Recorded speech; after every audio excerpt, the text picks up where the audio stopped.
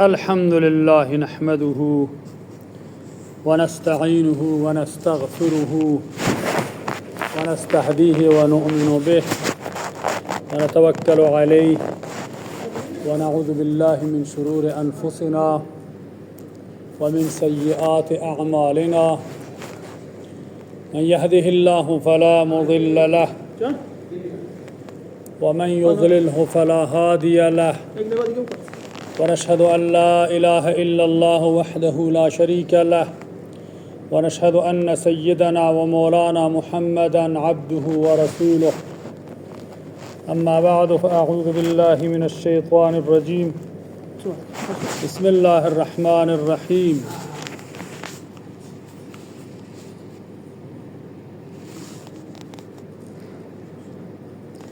أم كنتم شهداء إذ حضر يعقوب الموت إذ قال لبنيه ما تعبدون من بعدي قالوا نعبد إلهك وإله آبائك إبراهيم وإسماعيل وإسحاق إلها واحد ونحن له مسلمون وقال الله تعالى إن الله وملائكته يصلون على النبي يا أيها الذين آمنوا صلوا عليه وسلموا تسليما اللهم صل على محمد وعلى آل محمد كما صليت على إبراهيم وعلى آل إبراهيم إنك حميد مجيد اللهم بارك على محمد وعلى آل محمد كما باركت على إبراهيم وعلى آل إبراهيم إنك حميد مجيد اما بعد باری دیگر الله رب العزت و الجلال توفیق داد تا در روز جمعه دیگر هم دیگر را ملاقات کنیم و صحبتی در رابطه به دین، ملاقاتی با بزرگان، با شما. خدا می‌داند بار دیگر زنده باشیم که ببینیم یا نه. امیدواریم که آیه‌ای که تلاوت شد الله رب العزت و الجلال توفیق عمل خیر عنایت بفرماید. به هر حال روزها می‌گذرند، هفته‌ها هم می‌گذرند، ماه و سال و همه در حال گذر هستند. الدنیا مرتحلة ذاهبة والآخرة مرتحلة قادمة ولكل واحدة منهما بنون كونوا من ابناء الآخرة ولا تكونوا من ابناء الدنيا. دنیا در حال گذر هست، رویم چون رفتگان رفتند، همه بار سفر بستند. بدیدیم به یک دوستان از این دنیا کجا رفتند. به قبرستان گذر بنما، به گورستان نظر بنما. ببین چندین هزاران را، بسا با چشم خود دیدیم از آن پیر و جوانان را. بسا در گنجها بودند، بسا چون رنجها بردند، ولی چون روز آخر شد همه یک صحنه خوابیدند. قبرستان گذر کردم کم و بیش، بدیدم حال دولتمند و درویش. نه درویشی به خاکی بی کفن ماند، نه دولتمندی برد از یک کفن بیش. به قبرستان گذر کردم صباحی، شنیدم فغان و ناله و آهی. شنیدم کله‌ای با خاک می گفت که این دنیا نمی ارزد به کاهی. در این دنیا مخور بازی، چه نقشه ها تو می سازی که عمرت 60 و 70 است، نه تو را دنیا دهد بازی. هزار افسوس فراموشی که آب مرگ می نوشی. از این ناز و این نعمت تو آخر یک کفن پوشی. هل اتی علی الانسان حین من الدهر لم یکن شیئا مذکورا. گذشته است یک مدتی از این انسان که هیچ چیزی به یادش نمانده، همه از حافظه ها پاک شدند. 100 سال گذشته را چه کسی از ما و شما دیده است؟ یک نفر گواهی نمی دهد که من 100 سال قبل چنین دیدم و چنان دیدم. اگر یک نفر باشد حدیث روز می شود. صحبت ها همه از همون فلانی می بیاد که من 100 سال قبل را بیادم هست چی شد، 80 سال 90 سال قبل را بیادم هست. بسا ماه رویان نو خاسته، بسا نو عروسان آراسته، بسا شیر مردان شمشاد غد، بسا نازنینان خورشید خد، بسا بادشاهان لشکر شکن، بسا شیر مردان شمشیر زن که کردند و پیراهن عمر چاک، کشیدند و سر در گریبان خاک. چنان خرمن عمرشان شد به باد که هرگز کسی زان نشانی نداد.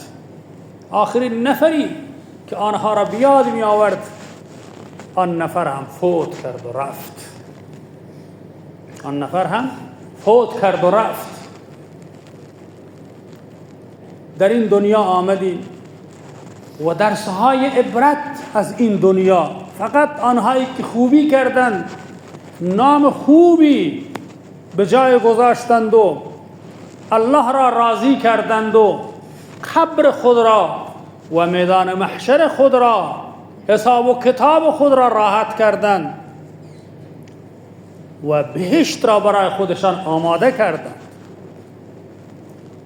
در این چند سباهی که در این دنیا زندگی کردند با خوبی زندگی کردند، برای هر کاری الله رب العزت و الجلال را در نظر گرفتند، سعی نکردند قلبی را برنجانند.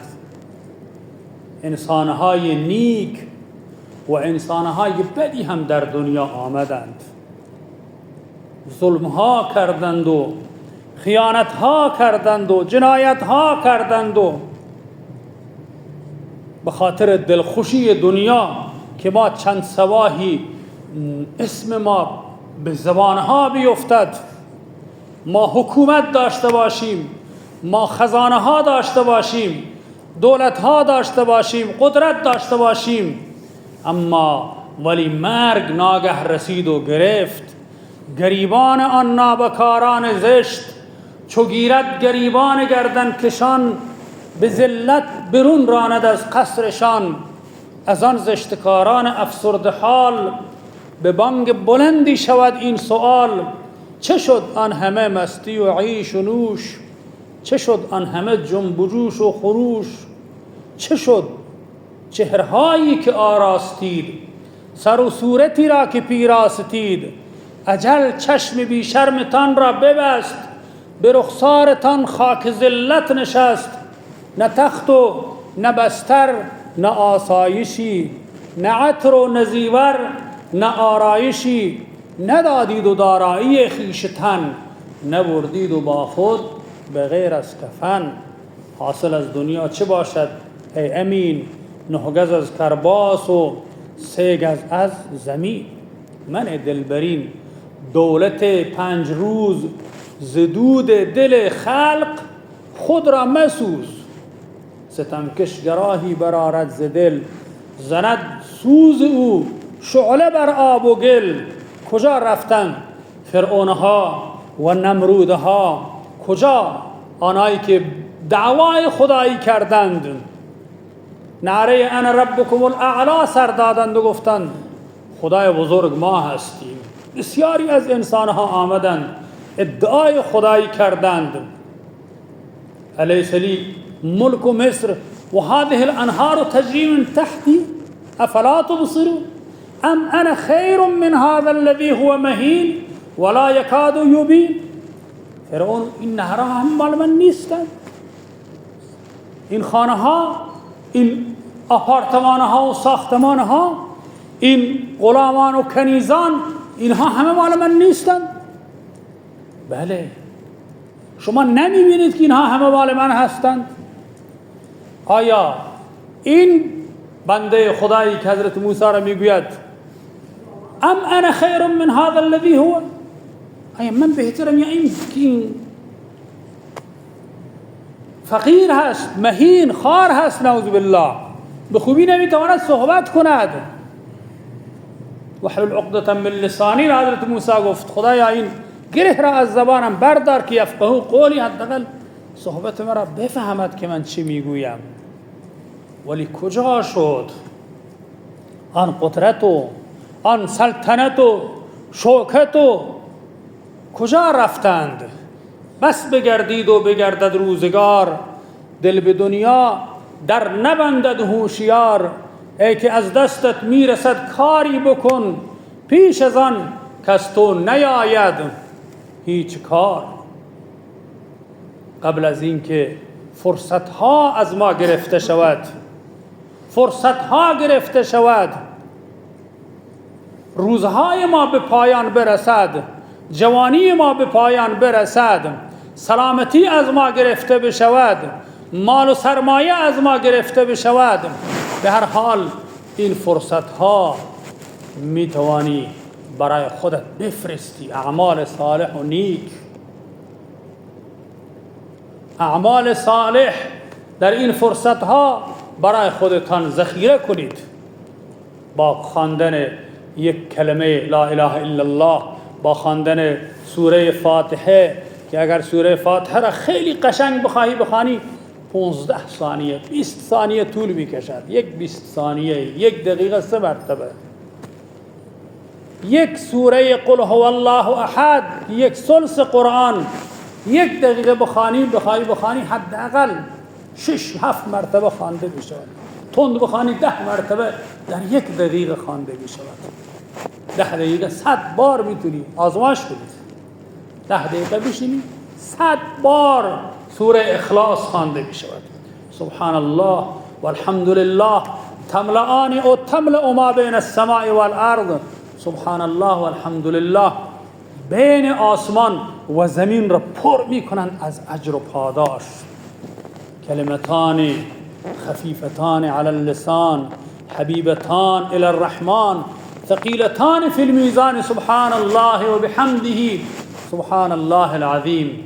دو کلمه ای که بر زبان بسیار آسان، در ترازوی اعمال بسیار سنگین و نزد رب العالمین بسیار محبوب. سبحان الله و بحمده سبحان الله العظیم. چقدر طول میکشد بگویید سبحان الله و بحمده سبحان الله العظیم. خیلی راحت الله متعال آسان کرده است. دین را الله متعال برای ما آسان کرده است. به هر حال فرصت کم هست و آن چیزی که مد نظر هست که بگویم این است که الله رب العزت و القرآن و الجلال در جای جای قرآن همه چیز را به ما تذکر میدهد، همه راههای خوب را به ما نشان میدهد و بد را هم به ما نشان میدهد. کو انفسکم و اهلیکم نارا، خودتان را، خانواده تان را، فرزندانتان را از گمراهی و از آتش جهنم نجات بدهید. آیه‌ای که تلاوت کردم در اول الله متعال می فرماید شما حاضر بودید، بحث یهود و نصارا هست، اما تذکر است برای مسلمانان، برای مسلمانانی که وقتی ما در مساجد می آییم در بعضی جا خوشبختانه می بینیم ماشاءالله 50 تا بچه در حال قرآن به دستشان هست و یک استادی نشسته با کمترین حقوق. چرا؟ چون اون استاد خودش وقف کرده جزء خیرکم من تعلم القرآن و علمه، بهترین انسانها قرار داده است. خودش را گرفتار کرده است با افرادی که قرآن را تعلیم میدهند و تعلیم میگیرند و در بعضی جا مواجه میشیم 20 تا 30 تا 50 تا آدمای مسن و پیرمرد و همه وجود دارند، اما یک بچه هم به مسجد پیدا نمی شود. این بچه ها در آینده میخواهند چه کار بشود؟ در همین زودی ها یک بچه متاسفانه با پدرش جهل و بحث شده بود. پدرش زده بود، خیلی محکم هم زده بود تا سرحد مرگ.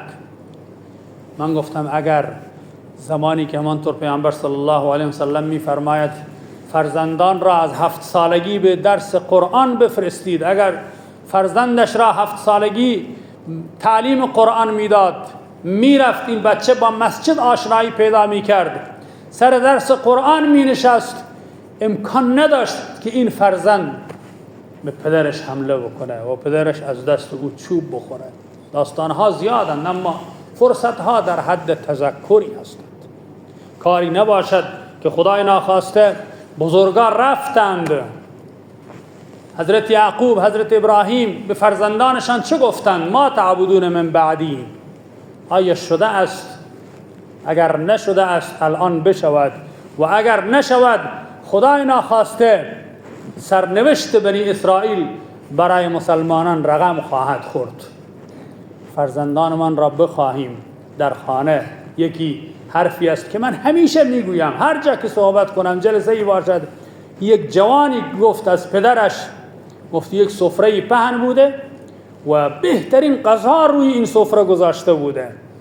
بعد گفت پدرم گفته پسر اگر داخل این سفره یک تکه گوشتی از گربه باشه، گفته نگو که خراب میشه، سفره همیشه خراب میشه. گفته زندگی ما همین است پسر، زندگی ما پاک است، یک سفره پهن است جلوی ما، بهترین زندگی را ما داریم. اما اگر یک لقمه حرامی، یک وسایل مال مردمی آوردی و توی زندگی ما داخل کردی، زندگی ما می شود فاسد، مانند که این سفره فاسد می شود. حالا ما شد که به فرزندان ما چنین تربیتی بکنیم، فرزندان ما چنین به آنها بیاموزیم که این دنیای ما پاک است، زندگی ما پاک است، تا زمانی که ما با الله در ارتباط باشیم. ما نمیگوییم که از دنیا جدا باش، به هر کاری که باشی با خدا باش. رجال لا تلهیهم تجارت ولا بیع عن ذکر الله و اقام الصلاة و ایتاء الزکات. تاجر به تجارتش مشغول است اما نماز را فراموش نمی کند. بادشاه به سلطنتش مشغول است اما نماز را فراموش نمی کند. چوپان با چوپانی، کشاورز با کشاورزی، ما همه کارهای دنیا را انجام بدهیم، طبق قانون الهی رفتار کنیم. 24 ساعت ما می شود عبادت ما و ما هم در دنیا سربلند و هم در آخرت سربلند. الله رب العزت و الجلال در سوره مریم یادی می کند باز از بزرگان. ذکر رحمت ربک عبده زکریا، یادی از حضرت زکریا، حضرت یحیی، حضرت زکریا چه کسی را اذ نادى ربه نداء خفیا، پروردگارش را یاد کرد، خدایا به من فرزند عنایت بفرما، خدایا به من فرزند عنایت بفرما. فریادش همین است، خدایا فرزند میخواهم از تو. و بعد یا زکریا انا نبشرک بغلام اسمه یحیی، فرزند قبول شد دعای شما. باز با تعجب میگوید انا یکون لی غلام و قد بلغنی الكبر و امرأتی عاقر، من خودم پیر هستم و قد بلغت من الكبر عتیا، خانم هم پیر هست. این جای تعجب دارد. الله برای او گوشزد می کند. قال كذلك قال ربك هو علی حین و قد خلقتك من قبل ولم تك شیئا، برای من خیلی آسان است، اصلا وجودی نداشتید شما، من شما را ز خاک آفریدت خداوند پاک، پس ای بنده افتادگی کن چو خاک، ز خاک آفریدند آتش مباش، حریص و جهانسوز و سرکش مباش. به هر حال الله رب العزت و الجلال حضرت یحیی را به او داد. اینها بزرگان و پیامبران الهی شدند. بعد یادی از سیدنا مریم، بی پدر فرزند پیدا او کند، طفل را در مهد گویا او کند، مرده 100 ساله را حی می کند. این بجز حق دیگری کی می کند؟ صانعی که از طین سلاطین می کند، نجم را رجم شیاطین می کند. این الله است که این همه این کارها را می کند. بادشاه را از تختش پایین می کشد و به دار مجازات می آویزد، و کسی که به زندانها به سر برده و در مخفیگاه ها مخفی بوده میارد و بادشاه میکند. این الله است. به هر حال یادی از مریم و عیسی مختصر میخوام بگم. واذکر فی الکتاب ابراهیم انه کان صدیقا نبیا اذ قال لابیه یا ابت لم تعبد ما لا يسمع ولا يبصر ولا یغنی عنک شیئا. در بعضی جاها فرزند پدر و مادر را باید دین تعلیم بدهد. دین تعلیم بدهد. نیاز هست پدر، وقت نماز هست پدر، این نماز هست. و در آخر پدر ولکن نمی شود از حضرت ابراهیم. چی می گوید؟ اگر از من ولکن نمی شوی لارجمنک، تو را سنگسار می کنم، در آتش که انداختم. مختصر می فهم بگویم. حرکت کرد، همه را رها کرد. و اعتزلکم و ما تدعون من دون الله و ادعو ربی عسى الله اکون بدعاء ربی شقیا. نمیخواهم، نه سلطنت میخواهم، نه پدر و مادر میخواهم، نه خویشاوند میخواهم. تنها با یک همسرش حرکت میکند، سفرهای طول و دراز را شروع میکند. فآمن له لوط و قال انی مهاجر الی ربی. دنیا همه دشمن او هست، همه دنیا دشمن او هست.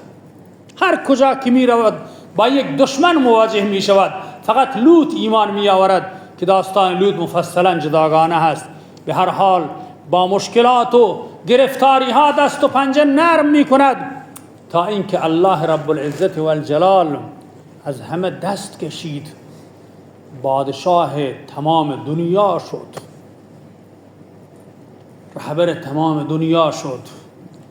بیت الله شریف را، مکه مکرمه را، واتخذوا من مقام ابراهیم مصلا وعهدنا الى ابراهیم و اسماعیل ان طهرا بیتی للطائفین والعاکفین والرکع السجود واذن في الناس بالحج یأتوک رجالا وعلى كل ضامر یأتین من كل فج عمیق.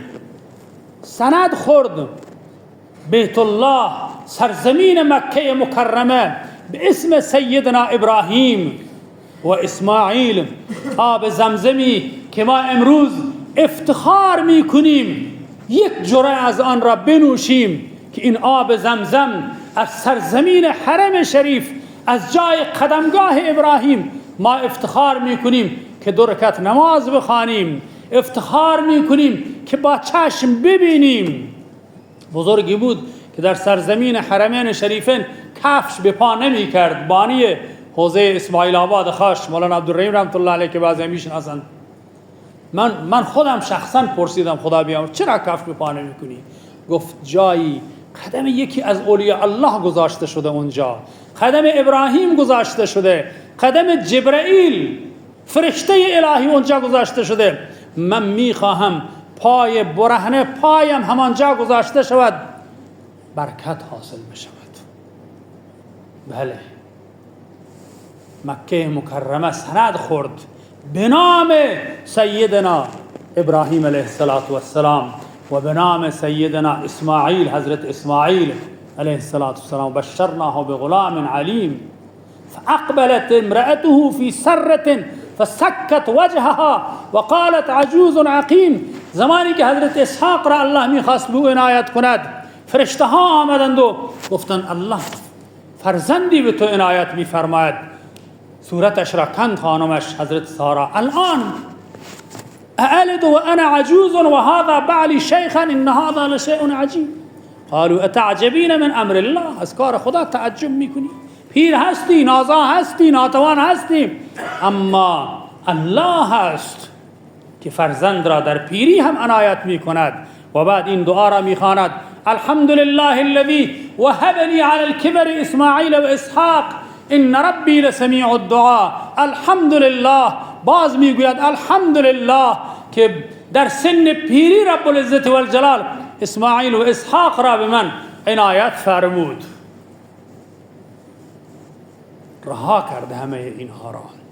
اصحاب کهف از سلطنت فرار کردند، از ظلم و جور فرار کردند. فابوا الى الكهف ینشر لكم ربكم من رحمته و یهیئ لكم من امركم مرفقا.